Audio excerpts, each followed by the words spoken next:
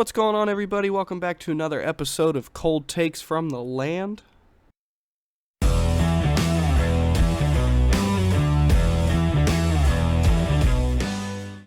Cold Takes from the Lane, where you get the coldest takes from the hottest Cleveland sports fans.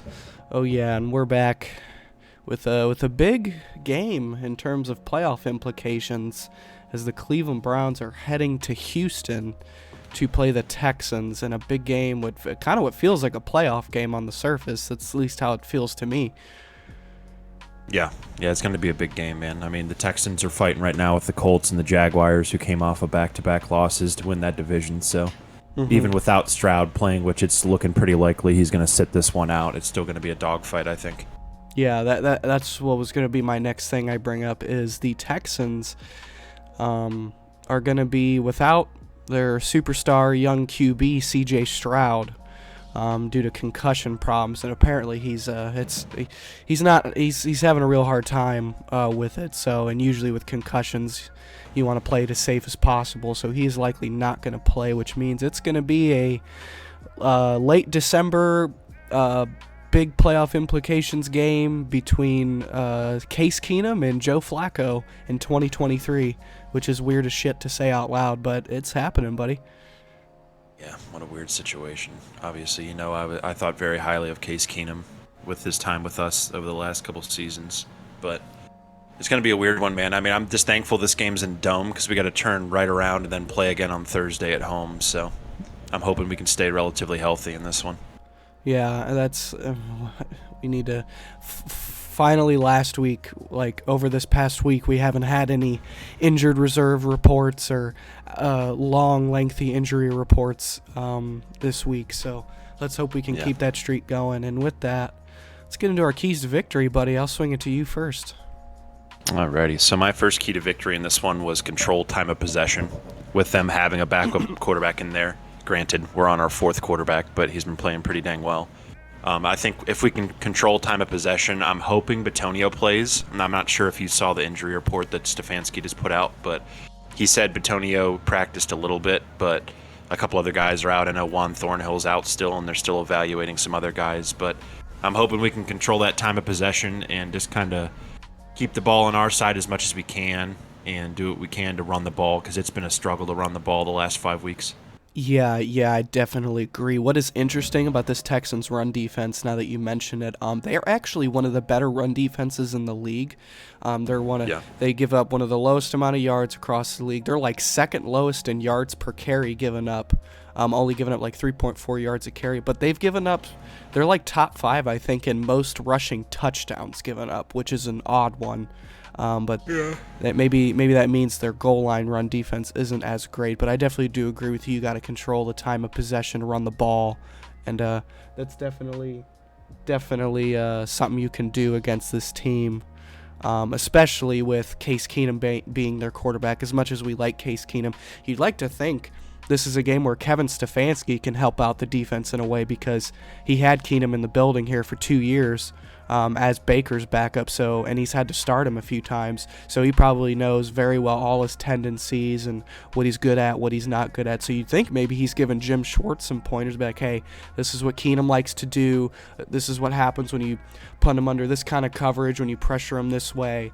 So this could be a game where Stefanski's actually valuable to the defense, if you know what I'm saying. I don't know if that makes sense to you, but Yeah, it makes a lot of sense to me. I think especially with them missing Stroud and then Tank Dell's out for the rest of the season, I think the weapons that they have left, they have Dalton Schultz, who they're going to target quite a bit probably. And then they have another pretty good, I think, what's his name, Nick Collins, one of those younger receivers. Yeah. Nico Collins, yeah. So those two weapons are probably going to be the guys you have to really hone in on and focus on. So with our run attack too, I think we were top 3 for a while there in the league, and as far as rushing yards per game go, and now we've fallen to 10. So I just hope we can put an end to that stride there. Yeah, exactly. I definitely agree with you. And with that, my first key to victory, I'm taking a page out of your book. Limit the turnovers and win the turnover battle, kind of combining those into one. Joe Flacco has played pretty well. I'd say the one negative is he still has thrown 5 picks in 3 games. and that isn't good. He's thrown for a lot of yards and a lot of touchdowns, and we love to see. But he still is turning the ball over a bit. He's lost, I think just one fumble. It might have been two, and that's just been killing the team all year, in general. And that's just a thing that they really got to focus on and tighten up, especially going in, late December, going into early January, likely going to play some playoff football if we can get another win here and a win or two in these last 3 games. And I feel like I'm just going to echo this over the last few games, no matter who we're playing, is you got to get the turnovers down, because at the end of the day, we're 9-5, despite having a god-awful turnover ratio. Yes, sir. We're -7, I believe, which is, I think, 3rd to last in the NFL. Yeah, and you'd think if you can just clean that up, you could win some of these games a lot more comfortably. So let's start it here. Let's get Flacco, maybe a no interception game from him. Let's not fumble the ball. Be safe on the punts when you're catching the ball. Let's just do our best to be safe and cause a few turnovers on the defensive end, especially with Keenum playing QB, and maybe we can finally win the turnover battle, which I think we've only done like less than 3 times this year. Yeah, I think twice, but you touched on it perfectly. I think that was my second key to victory, actually, was don't turn the ball over. This is one of those games where if you can just control time of possession and not turn the ball over and not shoot yourself in the foot, I think you can come out of here with a pretty easy win, because they're pretty beat up at some key positions. So go in there, limit the turnovers, don't have any fumbles. Let's see if Flacco can have a game where he doesn't throw any picks, and I think we can get out of there with a win. Yeah, definitely, man. I mean, you summed up our points there very well, since we shared the same key. Like I said, there's a couple games we could have won that we lost if we just were safer with the ball. There were some games that we could have won more comfortably if we were just safe with the ball. And I don't know what our ranking is in terms of points given up off of turnovers, but I bet you it's towards the bottom. I'm not going to take the time to look it up, but that seems to be a theme that's happening. And if you want to be, we're as banged up as can be, but we're still playing like one of the best teams in the league. So if you want to be among those best teams, you can't turn the ball over. And to kind of finish off our point there, that was absolutely imperative that we don't turn the ball over. And with that, you mind if I get into my second key to victory here? Yeah, go ahead. My second key to victory here was, I actually wrote this down in my notes, is make Case Keenum wish he was still Cleveland's backup, because this defense is tailor-made for someone like Case Keenum, who, he's got limited physical skills. He's not the most athletic. A lot of his game is predicated on, being on time, being accurate in the short and intermediate game, and, just dinking and dunking your way downfield. And this is a very aggressive defense that their weaknesses have been when they get over aggressive, we give up some chunk plays. But Case Keenum isn't really one to get chunk plays, so I'd like to think if we can put him under a shitload of pressure. And, Tell Drew Brees that, buddy. Well, he ain't no Drew Brees, buddy. I like Case Keenum, but I feel like if said tell Drew Brees that. Remember the Minnesota Miracle? Yeah, that's true. That is true. Okay, there's a chunk play. I'll give him that. But either way, I feel like if we put him under a lot of pressure and play man to man, Nico Collins is really talented, and their tight end's really talented as well. But I feel like they're the style of weapons that our DBs match up against well. I felt like Tank Dell would have been a guy we had problems with, but obviously he's not going to be playing, thankfully, for us.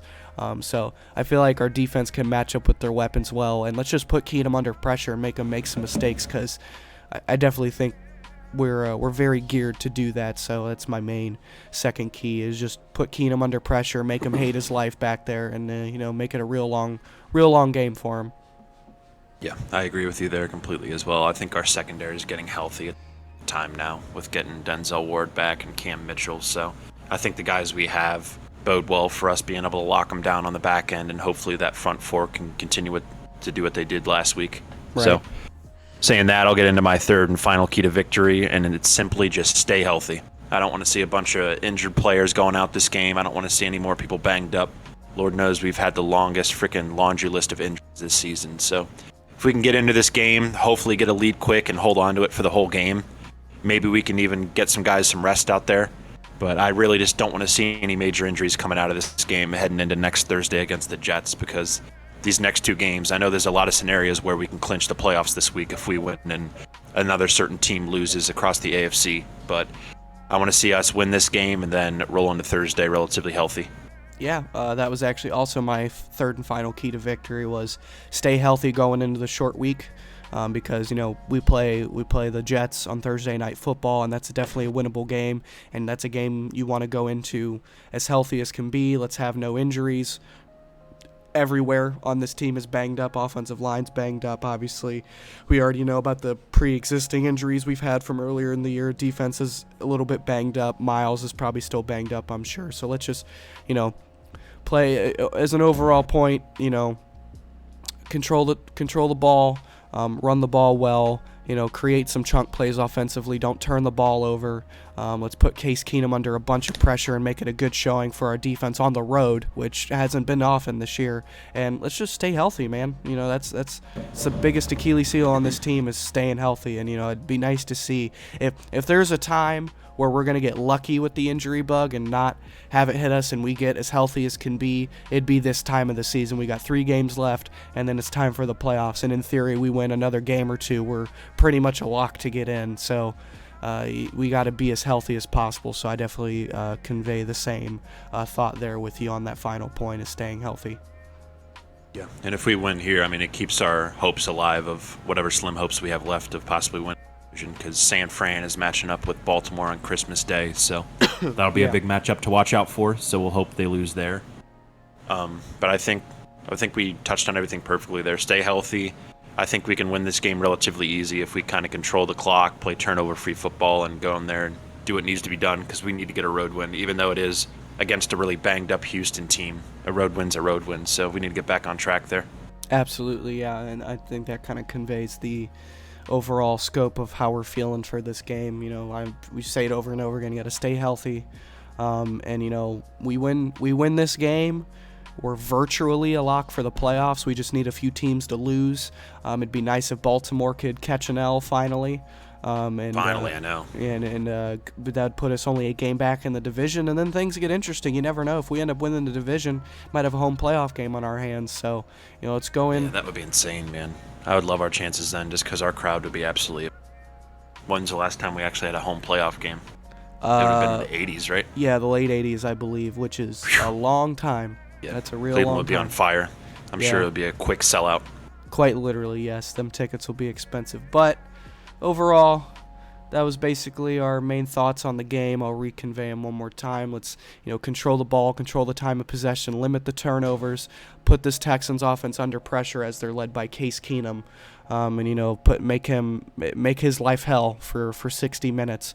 And then the big one is let's just stay as healthy as can be and get guys as healthy as can be, and just hope we can escape out of here with a road win and as healthy as possible, and hopefully with a Baltimore loss as well. And with that, we appreciate you guys for listening.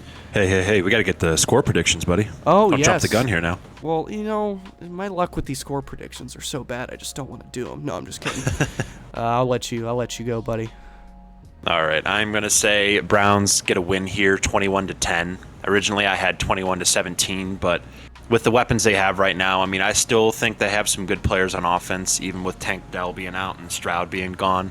But I really think the Browns are going to come prepared this week. Schwartz was talking about it all week, how he wants to go out there, have a good performance on the road, because that's one of the few things they haven't really done consistently this year yet.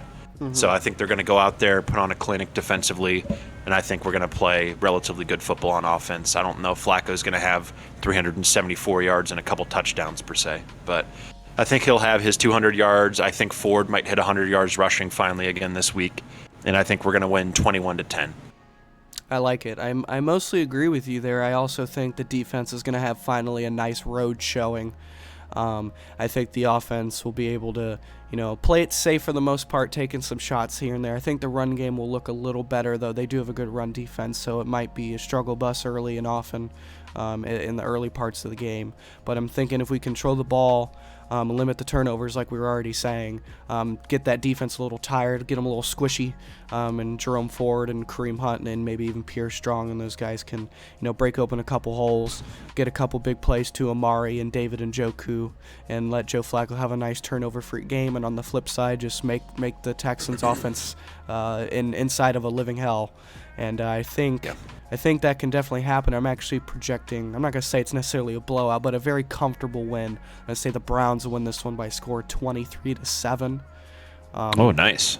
That's my final score prediction. Okay. I think you have a chance to be right too, man. I mean, with us being on the road, obviously any road game's a road game, but not to take a shot at Houston's fans, they don't have the best fan base. I know J.J. Watt kind of touched on it earlier this year. A lot of people weren't showing up for games, but Texas is a weird sports state because they have so many teams and so many different things they can root for. So it's not necessarily a very hostile environment compared to what we deal with in our division with the Bengals, Steelers, and Ravens away games. So I think we can come in here. I think there might be a decent amount of Browns fans there, to be honest with you, and go in there and get the job done. I think that's what we got to do. 100%, man. 100%. Do you want to throw anything else in there before I get us out of here so I don't jump the gun for a second time? No, sir. I think we are good to go. Let's go Brownies, and let's get a Christmas dub. Yes, a Christmas dub. That'd be a nice Christmas present. I'd take no Christmas gifts for 10 years if I could get a Super Bowl run with this team. That'd be real something. But that would be wild. Yeah, once again, we appreciate you guys for listening, actually getting this one out on time. Sorry for the lack of a preview video last week, and then the very late post-game recap. I was having some editing software issues, almost put a hole in my computer screen. I was having a real irritating And you got time. sick for the second time in a month, buddy. Yeah, and I got sick again, and I'm falling apart here. Maybe I'm gaining all the Browns' health issues, so that way they don't have any. I like to think that way. There you go. But no, in all seriousness, we appreciate you guys for listening, and let's hope we can go in this week, get a big win. Hope Baltimore loses, get that division race a little closer, and it's been another episode of Cold Takes from the Land, and we will see you with a win fresh after Christmas in the next one. Cold Takes from the Land.